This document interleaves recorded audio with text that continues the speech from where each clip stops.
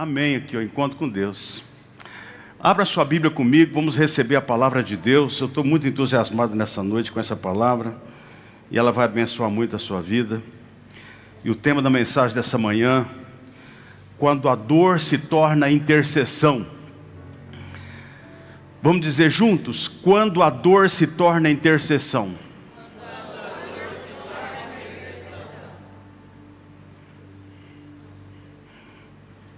Eu vou ser bastante objetivo. Você acredita que eu tenho que fazer um casamento daqui a pouco?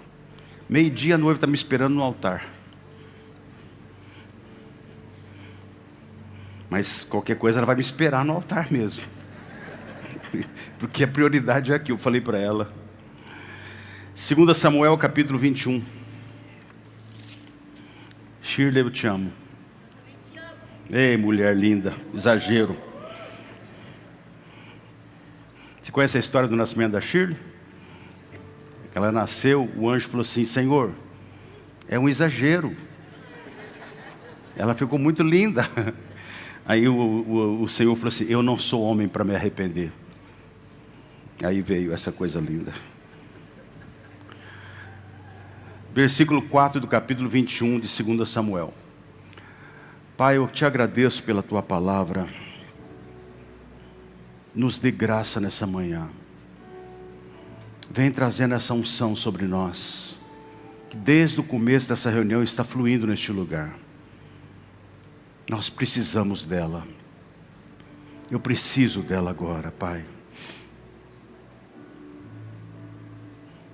Então os gibeonitas lhe disseram: não é por prata nem por ouro que temos questão contra Saul e com a sua casa, nem tampouco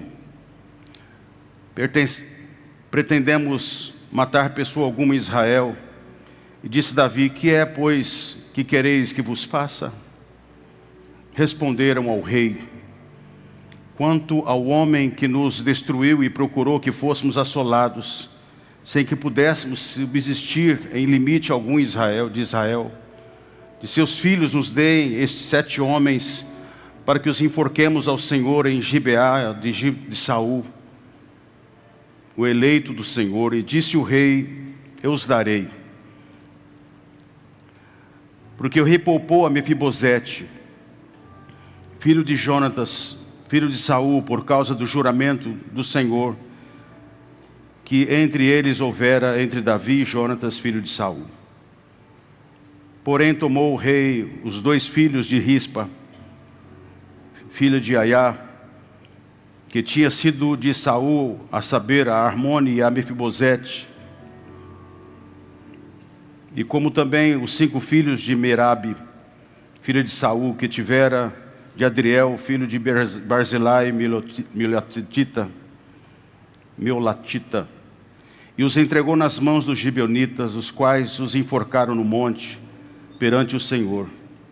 E caíram 7 juntamente e foram mortos nos dias da ceifa, nos primeiros dias do princípio da ceifa da cevada. Então Rispa, filho de Aiá, tomou um pano de saco e o estendeu para si sobre uma penha, desde o princípio da ceifa até que sobre eles caiu água do céu, e não deixou que as aves do céu se aproximassem deles de dia, nem os animais do campo de noite. E foi dito a Davi que fizera Rispa, filha de Aiá, e concubina de Saul.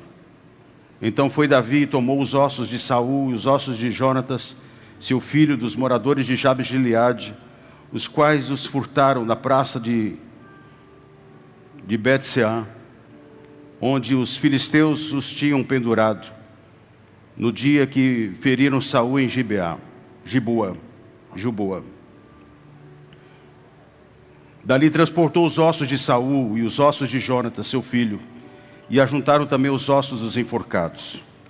Enterraram os ossos de Saul e de Jonatas e seu filho na terra de Benjamim, em Zelá,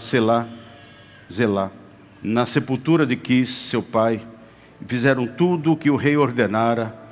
Depois disto, Deus se tornou favorável para com a terra.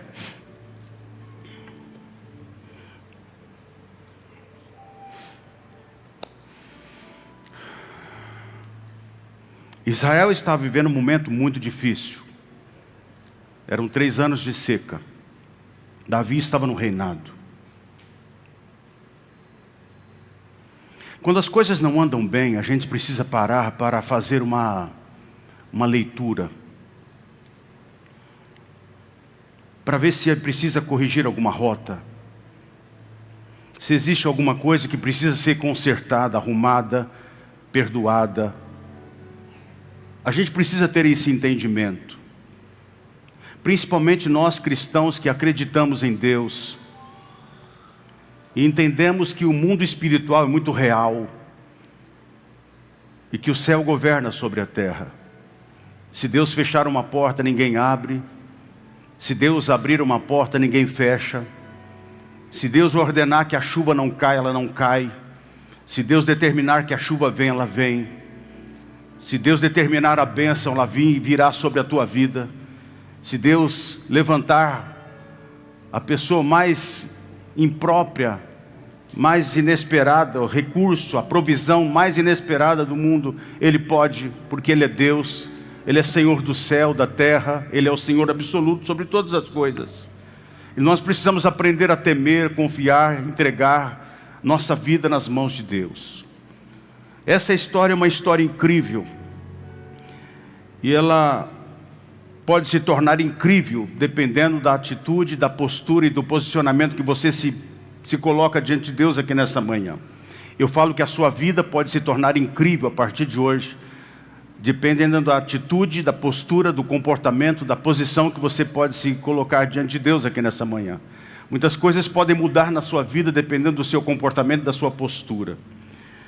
Quando a gente olha para essa história, a gente vai encontrar Saul quebrando uma aliança com os gibeonitas. Um dia, os gibeonitas, que era um povo que não era cristão, não eram judeus, e eles viram o potencial e a grandeza do povo de Israel, e eles não são bobos, eles se unem a Israel, usam de uma estratégia, e Josué faz uma aliança com eles, e esta aliança valeu, e o tempo passou, e eles estavam debaixo dessa aliança, do poder dessa aliança, da força dessa aliança. Sabe, nós precisamos entender com esse texto que existe um poder muito grande numa aliança. Quando você tem uma aliança com Deus, você está em aliança com Deus, existe uma proteção, uma graça, uma bênção, porque existe uma aliança. Deus olha para você e Ele tem uma aliança com a tua vida. Ele tem uma aliança de abençoar você, de abençoar a sua vida, de abençoar a sua família, de liberar a palavra, a promessa de Deus que está sobre a tua vida. Ela vai se cumprir, porque Deus não é homem para mentir e nem filho do homem para que se arrependa. E o que Deus prometeu, Ele vai cumprir. Aprenda a andar debaixo de aliança, a obedecer a uma aliança, a viver em aliança com Deus. Isso é muito importante você compreender. Mas a Bíblia diz que Saul, ele quebra a aliança com os gibeonitas, massacraram eles, eles sofreram muito, eles agora eram um povo forte, se torna um povo poderoso, e quando Davi está reinando, eles falam assim: nós não queremos o ouro e nem a prata, mas nós estamos vivendo debaixo de uma opressão terrível dentro da terra de Israel, nós fomos massacrados. Nós não precisamos mais de ouro, não precisamos de prata, mas nós queremos um juízo sobre essa situação, nós queremos uma recompensa sobre essa situação. E eles pedem a família de Saul. E eles então, Davi entende que era preciso fazer alguma coisa, para que a maldição cessasse, para que a praga cessasse, para que a situação de caos que Israel se encontrava cessasse. É uma história muito doida. E a Bíblia diz que eles escolhem 7 pessoas e eles são enforcados.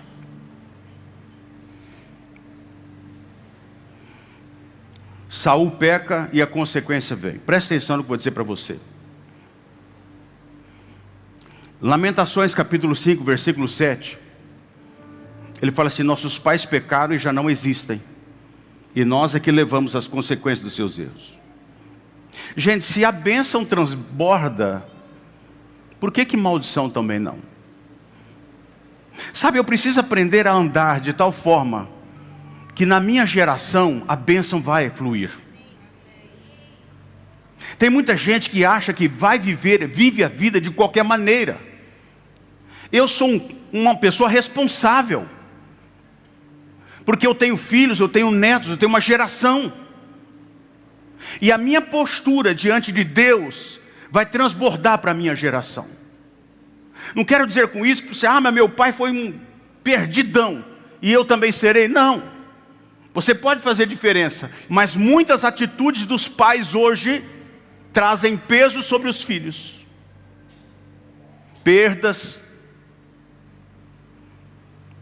práticas, maldições, falências, o que de repente poderia ser algo muito mais confortável para a sua família, de repente não o é, por causa de uma atitude errada.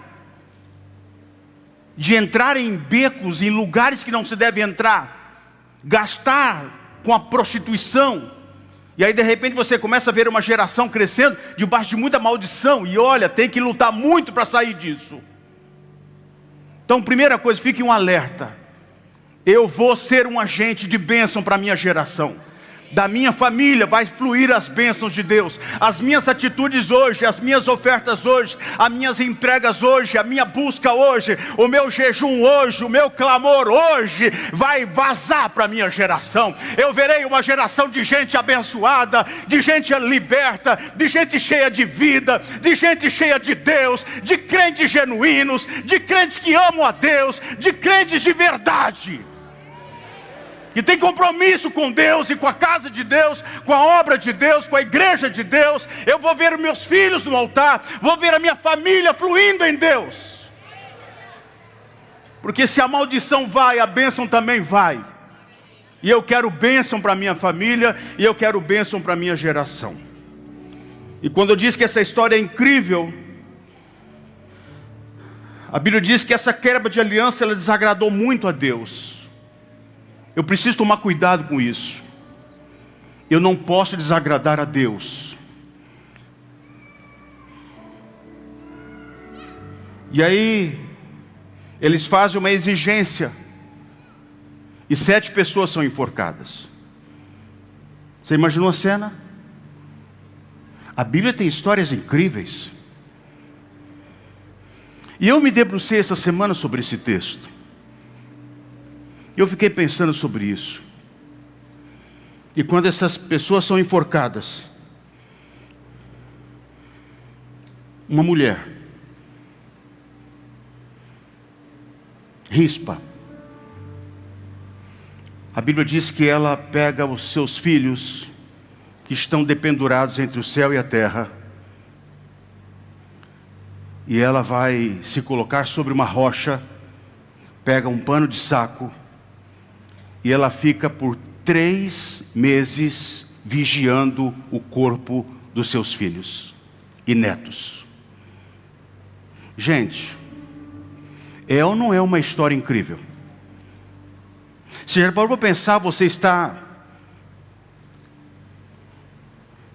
numa rocha, e você olha ali 7 pessoas enforcadas.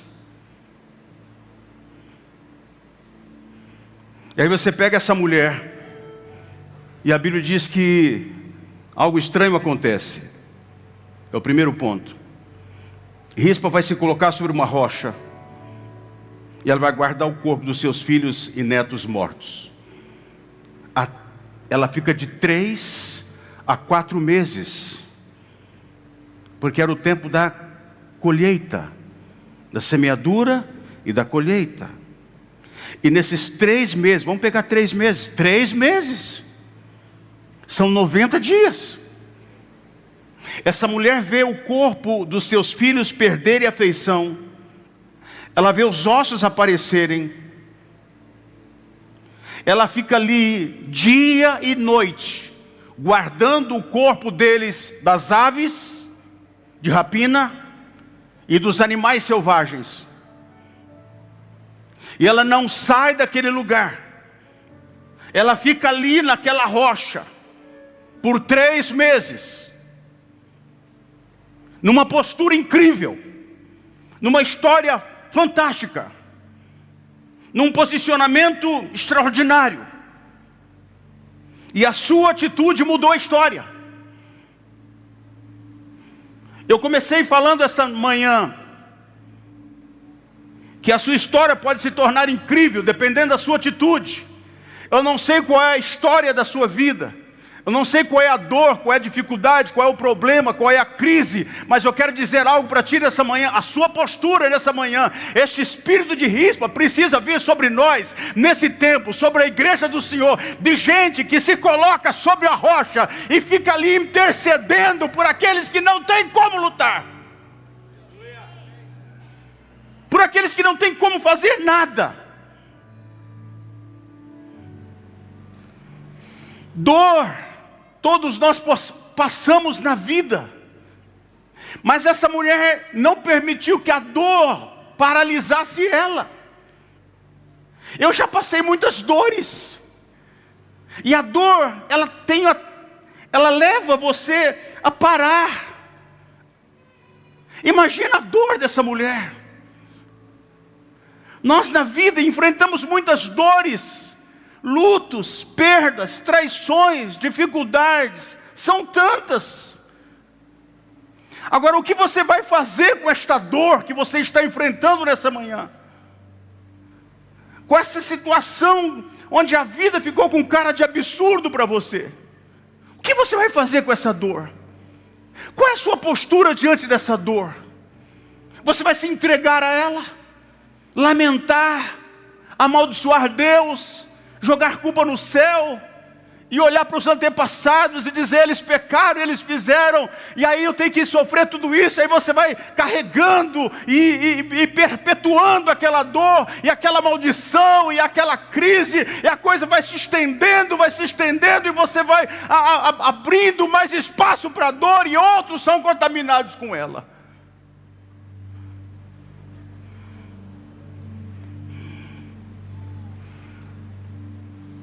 Talvez muitos aqui estão enfrentando a dor de um casamento em crise, de um marido bêbado, a dor de um filho drogado, a dor de uma filha que está se perdendo na faculdade,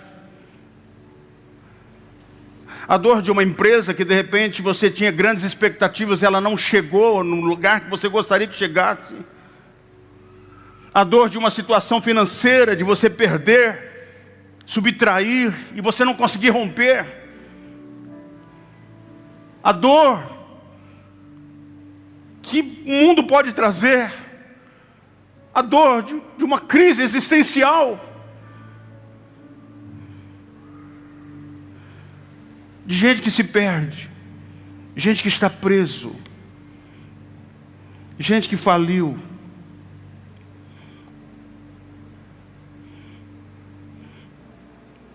Ela está lutando pela sua família, que não está vivendo um momento muito bom. Agora vamos ser lá sinceros, não é questão de um momento muito bom. A família estava perdida, os filhos estavam enforcados, dependurados entre o céu e a terra. Não havia esperança, mas ela vai guardar a memória, ela vai se colocar nessa rocha, que pode simbolizar a palavra, pode simbolizar Jesus, pode simbolizar a igreja. Ela vai se colocar nessa rocha, e ela vai interceder, porque a sua família está sendo atacada, o seu marido está sendo atacado por uma entidade maligna, os seus filhos estão sendo atacados por um espírito que quer levá-lo para a droga, para a prostituição, para a pornografia, para desvios de moralidade. Sua família está sendo atacada. Esse espírito de rispa precisa vir sobre nós, de gente que de repente está com a dor de uma enfermidade que acometeu, que chegou, ela se desenvolveu em você, está aí, é uma dor. E o que você vai fazer? Ela poderia lamentar xingar, brigar, mas ela vai sobre uma rocha, ela se coloca ali, e toda vez que chega uma ave de rapina, ela afasta ela dali, e chega algum animal, alguma coisa para tentar pegar aqueles corpos, ela vai se defender eles. Oh Deus, levante uma igreja que olhe para as pessoas que estão indefesas, incapazes, que eles não conseguem lutar. Mas você pode, porque você está aqui, você está numa igreja, você tem uma igreja que tem a palavra, você tem pastor, você tem Bíblia, você tem o Espírito Santo, você tem a unção de Deus. Se levante em Deus esses dias. É hora da igreja se levantar e dizer: eu não vou deixar levar meus filhos, eu não vou deixar levar meu marido, ele ainda está bêbado, mas ele será cheio do Espírito Santo. Eu não vou deixar minha família se perder, minha filha não vai se perder, eu vou lutar até o fim. Dia e noite não vou parar. Uou! Uou! A dor não paralisou ela. Como a gente precisa lutar por aqueles que não têm como lutar sozinhos. Lute pela sua família. Lute pelos seus sonhos. O inimigo está aí tentando roubar o que é seu. Que história incrível. E quando eu estive olhando esse texto, eu falei para Deus: Deus, essa mulher não tinha esperança nenhuma. Essas crianças não iriam ressuscitar. Cada dia que passa eles estavam deformando. E aí o Senhor me fez olhar para o Novo Testamento, em Efésios capítulo 2, no verso 1, quando Paulo diz assim: Ele vos deu vida, estando vós mortos nos vossos delitos e pecados. E aí eu comecei a entender que o clamor de Rispa precisa tomar conta do nosso coração nos nossos dias. De a gente entender que tem gente morta, espiritualmente falando. É um princípio.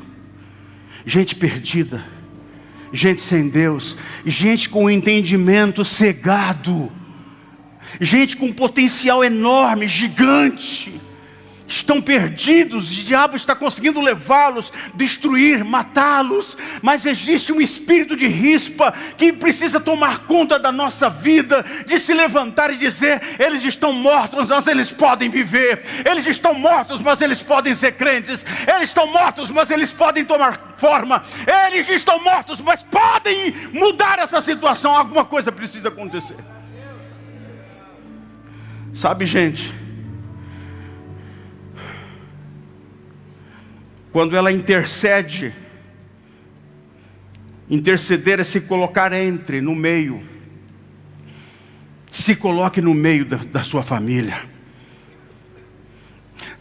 Tamanha a sua dor, está grande a sua luta, mas se coloque no meio da sua família. Se coloque entre seu esposo, sua esposa, seus negócios, seus filhos. Se coloque entre. Não esmoreça, não pare, se levante em Deus. A promessa de Deus em Efésios 2:1 é: eles estavam mortos, mas eu vou dar vida para eles. Eu vejo meu marido chegando na igreja, eu vejo meus filhos buscando a presença de Deus, eu vejo eles voltando do encontro com Deus, cheios do Espírito Santo. Começa a olhar de uma forma diferente, meu amado. Rispa se coloca num lugar tão desconfortável, mas ela vai ver a resposta.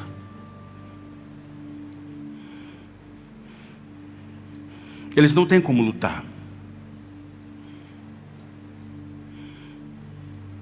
Eles estão suspensos entre o céu e a terra.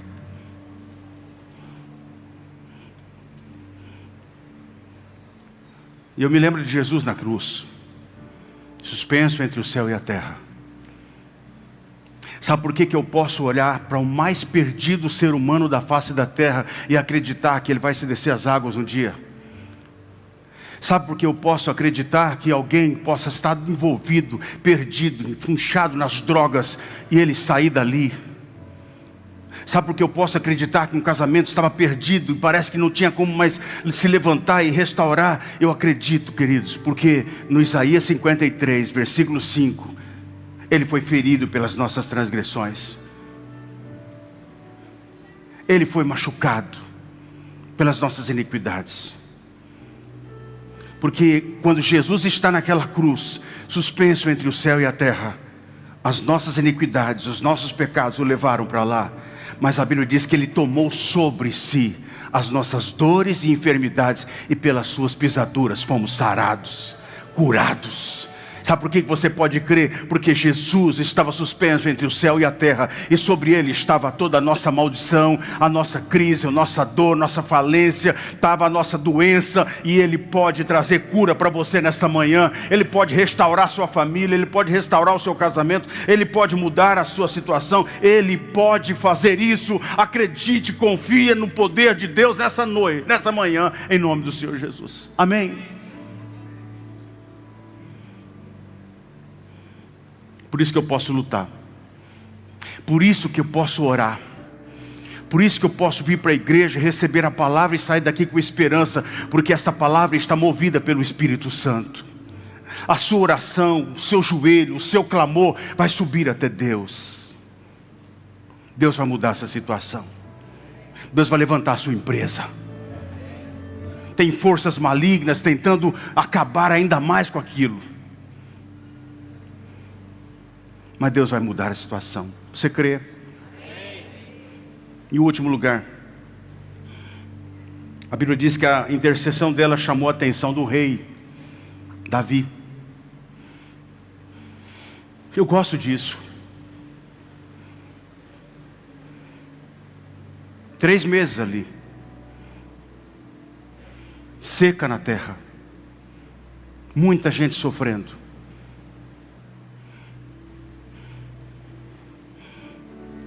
Aliança quebrada. O rei não sabia o que fazer. Em todos os lugares, difícil a situação. 3 anos de seca. E de repente, acontece uma situação dessa. E essa mulher debruçada sobre uma rocha. Seus filhos mortos, netos. Mas havia uma coisa, uma estrutura. Isso mostra para mim e para você que enquanto há uma estrutura,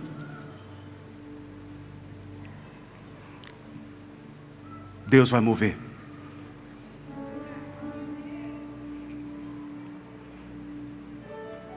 O rei ouviu o que aconteceu. E alguém chegou no rei e disse: rei, Rispa, a mãe desses meninos e a avó de outros, ela faz 3 meses que ela está sobre uma rocha, e nenhum animal tocou os ossos, tocou a carne dos seus filhos. Nenhuma ave de rapina, nenhum urubu chegou perto. Ela vigiou todo o tempo. E quando Davi ouviu essa história, ele vai fazer uma coisa extraordinária. Ele diz assim: vá lá e pegue os ossos destes que estão enforcados e os sepulte na sepultura do rei. Ouça isso. Entregue-os ao reino. Eles vão voltar para o reino. Eu vou dizer que há um princípio aqui. Eu vou dizer uma coisa: há um milagre aqui. Há uma profecia aqui. E há uma palavra profética aqui nesta manhã. Sepulte-os na sepultura do rei. Em outras palavras, devolva-os para o reino. É profético que eu estou dizendo. Alguém na sua família está perdido. Alguém na sua casa está perdido. sua empresa, seus negócios, suas finanças está perdida, mas Deus está dizendo assim: pegue o que sobrou, coloque no reino, porque eu vou declarar uma coisa: eles serão honrados. Uau! Quando eu li isso mexeu com o meu coração. Sepulte esses ossos, enterre-os no cemitério do rei. Em outras palavras, estou trazendo-os de volta, ou os colocando no meu reino. Você entende um princípio aqui? Abra sua Bíblia comigo em Romanos capítulo 6, versículo 4. Quero ler 2 textos, eu vou terminar aqui. Uau!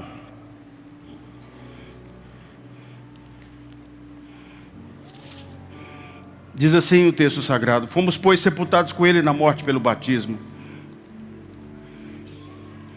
para que, como Cristo foi ressuscitado dentre os mortos pela glória do Pai, assim também andemos nós em novidade de vida.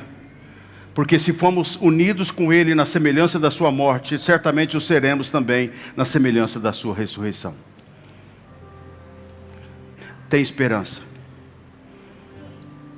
Mesmo que esteja morto, viverá. Coloque os ossos na sepultura do rei. Colossenses capítulo de número 2, versículo 12. O apóstolo Paulo diz assim: